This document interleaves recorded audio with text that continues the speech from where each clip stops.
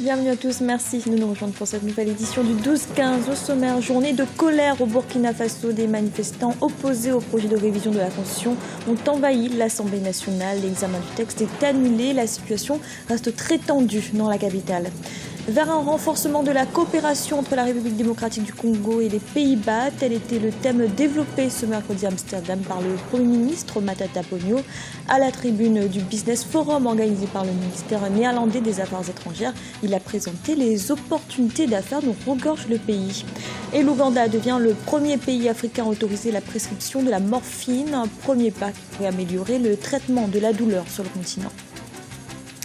Mais tout d'abord, l'Assemblée nationale au Burkina Faso a été prise d'assaut ce jeudi par des manifestants opposés au projet de loi sur la révision de la Constitution. L'examen du texte est donc annulé. Aucune nouvelle date n'a été indiquée. À Ouagadougou, la capitale, la situation est très tendue. La télévision nationale a cessé d'émettre.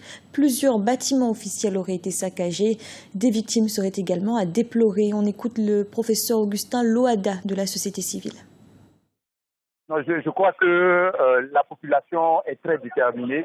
Je pense que ça ne va pas suffire à calmer la situation parce que nous avons eu la possibilité de ne pas en arriver là. Il y a eu de part et d'autre des appels au calme, à la négociation, mais on n'a pas voulu procéder par la négociation. Et donc, il y a eu un soulèvement ce matin et malgré tous les barrages des forces de l'ordre, des forces anti-émeutes, de la gendarmerie et même des militaires, il y a eu plus de 3 morts. La population est déterminée et je ne suis pas sûr que cela suffise à calmer les ardeurs de la population. Il y a beaucoup de gens qui attendent les consignes des partis politiques qui sont actuellement en conclave parce que là c'est complètement l'anarchie. Les gens s'en prennent aux maisons des dignitaires du régime. Il y a plusieurs maisons qui ont déjà été brûlées. Au niveau de la radio, ça continue à tirer. Il y a des manifestants qui veulent prendre la radio pour demander la démission de Blaise Compaoré. Actuellement, on est dans une situation d'anarchie. Dans l'actualité également, un forum économique Pays-Bas, République démocratique du Congo avait lieu ce mercredi à Amsterdam, un rendez-vous auquel a participé le Premier ministre Matata Ponyo. Il y a présenté les opportunités d'investissement dans son pays. Un reportage d'un travail spécial Babylas Boton commenté par Marina Vanier. La République démocratique du Congo à la conquête des investisseurs néerlandais. C'est le Premier ministre congolais en personne qui a conduit une délégation d'hommes d'affaires et de membres du gouvernement congolais dans le royaume néerlandais, ce grand exportateur de produits agricoles dans le monde. Objectif, présenter le temps d'un forum ce géant d'Afrique comme une excellente opportunité d'investissement dans le secteur privé. C'est un géant d'Afrique avec près de 2 345 000 km². Son sous-sol est riche en minerais aussi variés comme le cuivre, comme le cobalt, comme l'argent, l'uranium, le plomb, le zinc, le cadmium, les diamants, l'or, le tin, et j'en passe. La liste est longue. Le point d'attaque du Premier ministre a été de sortir des idées reçues et de présenter le nouveau visage de son pays. Un pays qui, selon lui, est classé aujourd'hui dans le top 10 des États à forte croissance économique au monde. Et selon les officiels congolais, ces résultats sont le fruit des efforts consentis ces dernières années pour régler les problèmes sécuritaires et relancer l'économie de la République démocratique du Congo.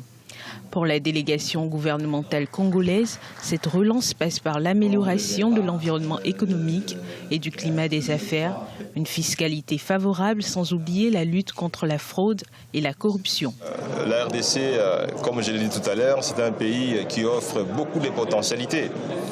Mais chaque fois que nous allons dans un pays, nous essayons de nous cristalliser sur les domaines qui intéressent ce pays. Donc, nous essayons, dans la mesure du possible, d'inviter les investisseurs néerlandais qui sont positionnés dans ce secteur de venir aussi en RDC parce que c'est un pays qui offre les facilités et les opportunités dans ce domaine aussi. Pour la partie hollandaise, difficile de rester insensible aux nouvelles performances économiques de la République démocratique du Congo. De par sa position géographique au centre de l'Afrique, accéder au marché congolais, c'est aussi accéder à celui d'une dizaine de pays qui lui sont limitrophes. Et à chaud, la démarche est jugée positive.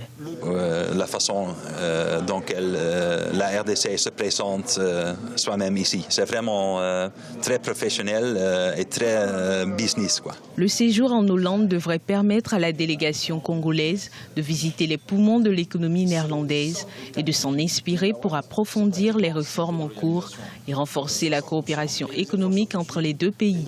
Le forum de ce mercredi a été aussi l'occasion pour Heineken et Vlisco, deux entreprises d'origine hollandaise implantées au Congo depuis plusieurs années, de présenter leur activité dans le pays et de partager le secret de leur réussite. Deuxième et dernier jour, ce jeudi, des 8e rencontres internationales des partenariats publics-privés qui se déroulent à Paris, en France. À l'occasion de cet événement, l'accent est mis sur le travail des acteurs en charge de la gestion des services publics. Et c'est dans ce cadre que le ministre congolais délégué aux grands travaux, Jean-Jacques Bouillard, a reçu un prix pour l'engagement de son pays dans le développement des infrastructures. On l'écoute. C'est plutôt un encouragement, mais c'est surtout un engagement pour vous. Vous voyez, c'est un référentiel. Si cela ne marche pas, nous pourrons revenir à ces jours pour dire mais à quoi a servi ce prix. Et nous souhaitons que ce prix soit véritablement la consécration de ce partenariat et de votre réussite. Merci. Merci. Santé à présent, l'Ouganda est le premier pays africain à légaliser la prescription de la morphine. Ce médicament palliatif pourra ainsi être prescrit notamment pour les malades en phase terminale du cancer. Un premier pas important dans le traitement de la douleur sur le continent. Aminata Diak. La morphine est peu utilisée dans le continent africain. Pourtant, certains pays commencent à s'affranchir des craintes liées à l'utilisation de cet analgésique. L'Ouganda est le premier pays africain à permettre aux médecins de prescrire le médicament aux patients. Il a fallu attendre 2004 pour que les malades puissent accéder aux médicaments pour soulager leur douleur. À Kampala, la capitale ougandaise, Tamal Mourindi prend chaque matin sa dose de morphine. Les traitements lui sont prodigués par Hospice Africa Ouganda, une organisation spécialisée dans les soins de santé pour patients souffrant de fortes douleurs. Avant de commencer à prendre la morphine, j'allais trop mal. Mais lorsque j'ai commencé à prendre le médicament, j'arrivais enfin à dormir. Avant, je pouvais rester éveillé toute la nuit, mais avec la morphine, dans les 3 heures, j'arrive à bien dormir.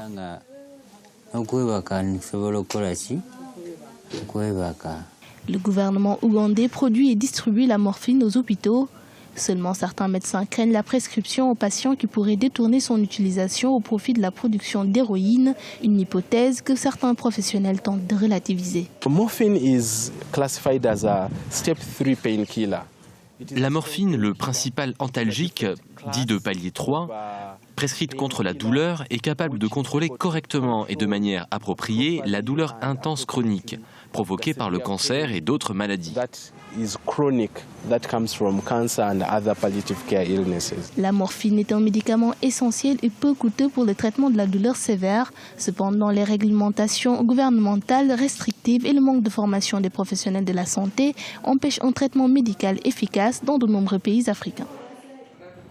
En Somalie, depuis le départ des miliciens Shebab de Mogadiscio, les autorités tentent progressivement de reconstruire la capitale. Et signe de ces efforts, l'Université nationale a rouvert ses portes. Une bonne nouvelle pour les étudiants issus de familles modestes qui ne pouvaient prétendre aux établissements privés. Graziella Chakunte. Nouveau souffle pour l'enseignement supérieur en Somalie. 23 ans après sa fermeture, l'Université nationale rouvre ses portes. Situé dans le quartier d'Amarwein à Mogadiscio, le campus ambitionne désormais de former des futurs leaders, ceux-là même qui devront repositionner le pays sur l'échiquier international. J'aimerais demander à toutes les Somaliennes de se lever pour aller à l'école afin de recevoir une formation qui leur permettra d'aider leur pays. Les hommes vont de l'avant et nous devons être comme eux. Je demande instamment à toutes les mères de laisser leurs filles aller à l'école afin qu'elles soient en mesure de leur venir en aide dans le futur.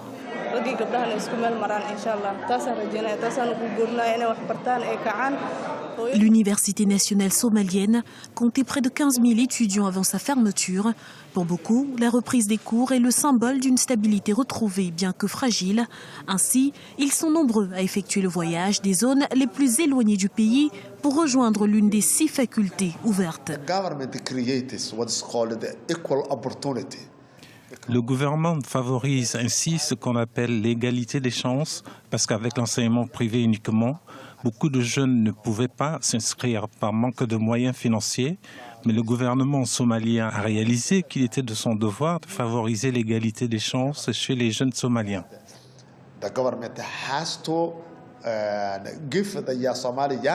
De nombreux défis restent à relever pour remettre les institutions somaliennes sur les rails. L'urgence aujourd'hui est de rétablir un système éducatif paralysé par des années de conflits afin que les diplômés de demain puissent aider à conduire leur pays sur la voie du développement. C'était le journal de la rédaction. Merci de l'avoir suivi. Retrouvez dans un instant une nouvelle édition du 12-15.